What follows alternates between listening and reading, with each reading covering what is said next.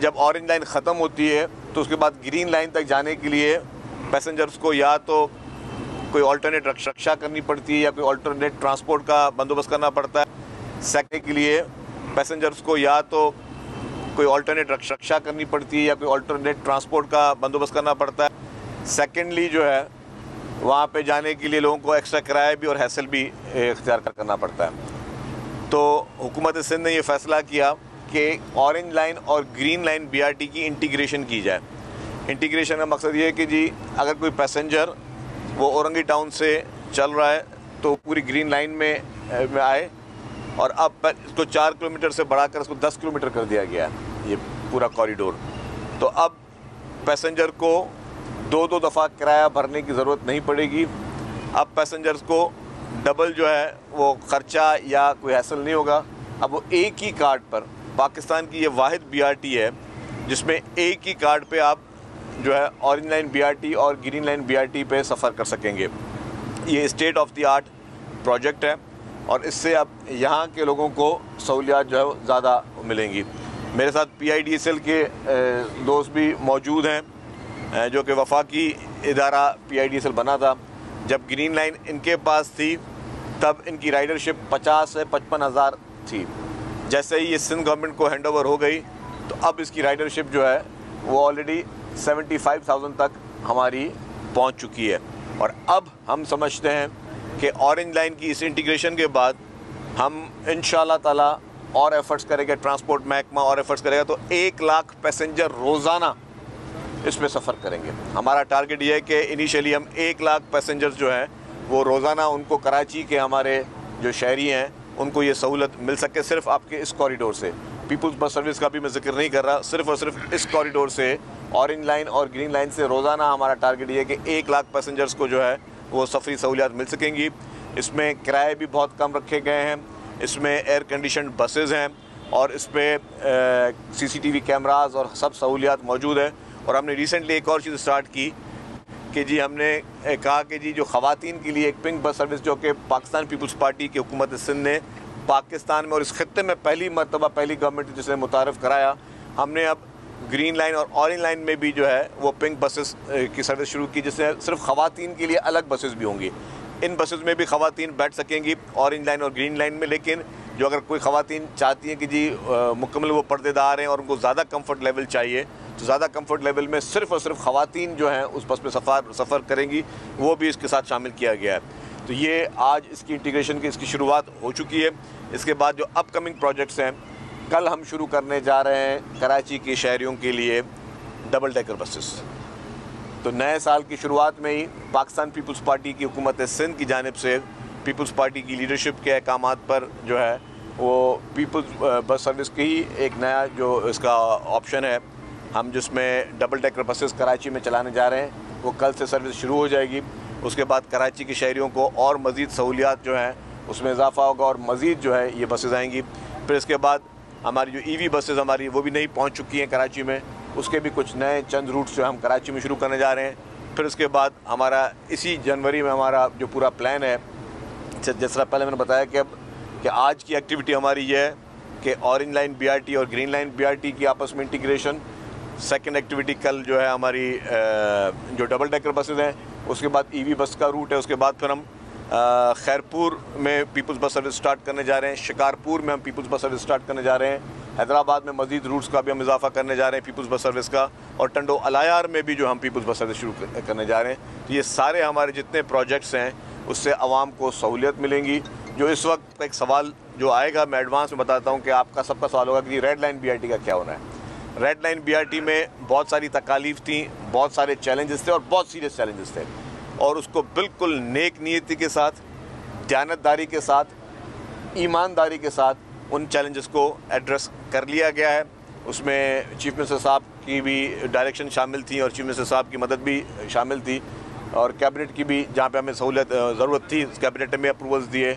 उसमें भी जो हमारे क्लेम्स के इशू थे, कॉन्ट्रैक्टर्स के साथ हमारे मसले चल रहे थे, कुछ राइट ऑफ वे के मसले चल रहे थे, उसको भी एड्रेस कर लिया गया है। तो वो काम शुरू हो चुका है रेड लाइन BRT का। अगर आप अभी आते जाते, मैं साफ़ी दोस्तों से कहूँगा कि अगर आप रेड लाइन BRT के कॉरिडोर्स की जानिब आप जाएंगे तो आपको नज़र आएगा कि वहाँ पे काम शुरू हो गया है। और हमारी इस वक्त कोशिश ये है कि हम मार्च अप्रैल तक जो आपके मेन कॉरिडोर्स हैं उनको हम कंप्लीट कर लें। बाकी जो उसके साथ जो पैरेलल डेपोज़ का काम चल रहा है या बाकी चीज़ें वो भी चल रही हैं। येलो लाइन BRT का काम, उसमें जो ताज हैदर ब्रिज थी वो कंप्लीट हो चुकी है। बाकी उसके 2 कंपोनेंट्स उनको भी अब टेंडर आउट कर दिया गया है। हमारे डेपोज़ का काम उसमें भी चल रहा है। तो इस वक्त महकमा ट्रांसपोर्ट हुकूमत सिंध पीपल्स पार्टी की लीडरशिप की क़यादत में और उनके अहकामात पे और चीफ मिनिस्टर साहब की अहकामात पर ट्रांसपोर्ट के महकमे को और इसकी सहूलियात को पूरे सिंध की पब्लिक के लिए हमारी ये कोशिश है कि हर ज़िले में हम शुरू करें। इसके अलावा हमारी 500 बसेस एक और हमारी प्रोसेस में, 100 बसेस एक और प्रोसेस में।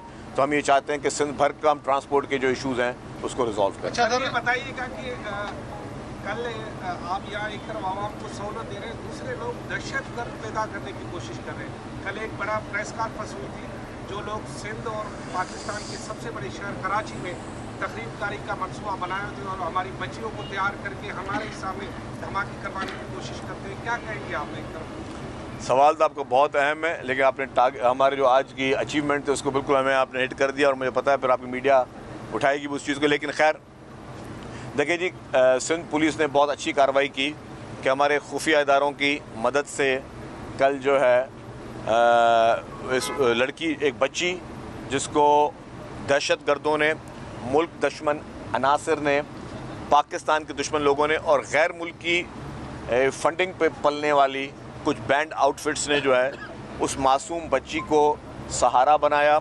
सोशल मीडिया के ज़रिए उसके दिमाग में वो सीडिंग की गई, उसको राग़िब किया गया कि वो एक मासूम बच्ची जो कि जुवेनाइल बच्ची थी, वो उसको इस हद तक राग़िब किया गया कि वो अपनी जान लेने के लिए भी तैयार थी और आम मासूम लोगों की जान लेने के लिए भी तैयार थी, अपनी जान देने के लिए भी तैयार थी और आम मासूम लोगों की जानें लेने के लिए तैयार थी। उसको खुदकश जैकेट उसको बनाया, उसको पहुंचाई गई, उसको राग़िब किया गया सोशल मीडिया के ज़रिए कि जी ये बहुत बड़ा काम है, ये बहुत बड़ी चीज़ें जो हैं वो है, कोई बहुत बड़ा कमाल है।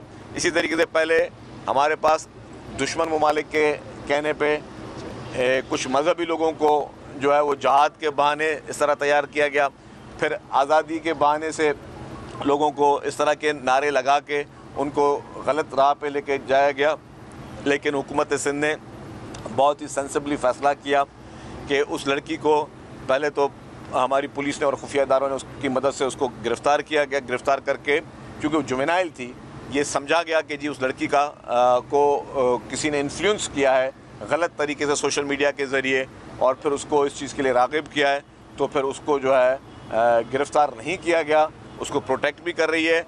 और इससे हमारा ये मैसेज भी ये है कि जितने भी पेरेंट्स हैं, वालिदैन हैं, बराए मेहरबानी अपने बच्चों की इन एक्टिविटीज़ पे, सोशल मीडिया की एक्टिविटीज़ हो या उनके मेल मिलाप किससे मिल रहे हैं, मोहल्लों में किससे मिल रहे हैं, उनके दोस्त क्या हैं, वो उन वालिदैन की ज़िम्मेदारी है कि उसका खुसूसी तौर पर उसको ख्याल करें ताकि उनके अपने बच्चे जो है वो भी इस अजाब से बच सकें और जो दूसरे के बच्चों को वो अजाब देना चाहते हैं उससे भी उनको बचाया जा सके, क्योंकि ये बहुत ही सीरियस एक थ्रेट है माशरे में, जिसको हमारी लॉ इन्फोर्समेंट एजेंसीज़ जो हैं वो इसको इस तरीके से उनको चैलेंज का मुजाहरा भी कर रही हैं, दहशतगर्दों से लड़ भी रही हैं, चाहे अफ़गानिस्तान से दहशतगर्दी हो या बाकी जगहों से जो दहशतगर्दी हो या भारत के पेरोल पे जो लोग ये काम कर रहे हैं, वो अपने बच्चों को तो संभाल के अच्छी जगहों पर रख कर बैठे हुए हैं, कौम के बच्चों को वो इस्तेमाल कर रहे हैं कि कौम के बच्चे इस तरह की चीज़ों में इस्तेमाल हो। और अगर खुदा न खास्ता एक सेकंड के लिए ये जो उनको सीडिंग की जाती है, उनको गलत बयानियाँ दिए जाते हैं, अगर खुदा न खास्ता कल को वो बच्ची कामयाब हो जाती कहीं पे ब्लास्ट करने में, तो एक तो उसकी जान जाती, उसके पेरेंट्स का क्या हाल होता, और उसके सेकेंडली फिर जिन लोगों की वो जाने लेती तो उसमें उन मासूम घरानों के साथ क्या गुजरती। लेकिन मुझे ये बताएं कि उससे क्या उनके मकासद पूरे हो जाते? ये उन तमाम लोगों के लिए चैलेंज है। क्या किसी एक ब्लास्ट से किसी का मकसद पूरा हुआ है? दुनिया में जहाँ जहाँ पे दहशतगर्दियाँ हुई हैं, तो सुसाइड बॉम्बिंग से या टेररिज्म से आज दिन तक किसी मुल्क में या दुनिया में कोई भी ऐसा कोना जहाँ पे कामयाबी हो नहीं होती है। ये सिर्फ़ और सिर्फ इनका मकसद होता है कि अपने मुल्क को बदनाम करना, अपने मुल्क को टारगेट करना, अपने मुल्क के लोगों को टारगेट करना।